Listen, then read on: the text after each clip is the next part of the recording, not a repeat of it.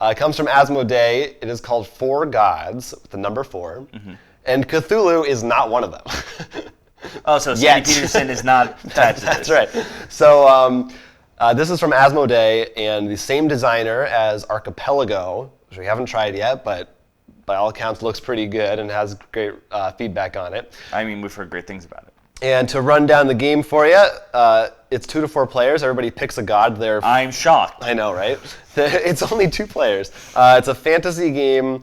It's not really existing gods. One person's like the elf god, there's a dwarf god, there's a mermaid, and I forget what the... You're the gods of tribes, in essence. Yeah, and they also, I think, specialize in a terrain, like mer people, the sea, etc. Dwarfs, probably mountains or whatever. And it is a tile-laying game, and it is a simultaneous play, but there's some caveats. So basically, everybody has tiles of terrain, and you're building the world. And depending on how people play their tiles determines where you can and when you can play tiles that you have. And you can only be holding 2 at a time, so you're going to be like switching between ones you have in your storage, so to speak, with ones in your hand and waiting for a chance to be able to play them based on what other people are doing. And then you also have prophets, I believe they're called, which you're placing on certain tiles. That is how you spread your wisdom or whatever that you can put on tiles as you play them. And at the end of the game, you're rewarded for having the most area covered, the most prophets that are connected to each other, and stuff like that. So I thought, that I can't think of another tile placement game that's simultaneously played like that, with not taking turns. So I thought it was a cool concept. And we always say, I know we're both big fans of the simultaneous. Sometimes because that usually forces you can't analysis paralysis much because you're losing a lot. Yeah, and this is interesting because it's not a timer.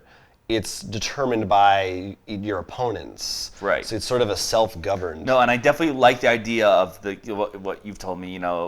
I love any of the games when you build something. Yeah. And to me, the fact that you're building it, and while you are in control your races, it doesn't sound like it's like really just you're sort of building. But then it's a war game.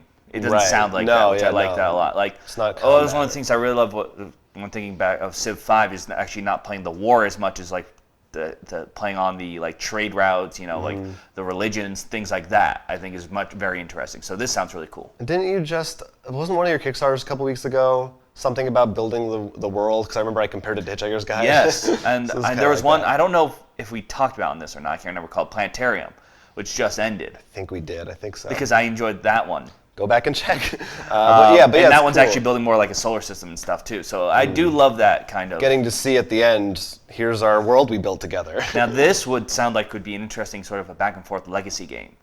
Like you build the world, then you play in the world, but then you like maybe a Cataclysm has and you rebuild like a back and forth kind Interesting. of. I think it'd be like 2 games coming together. It also sounds fairly simple compared to what I know of Archipelago, which is pretty heavy.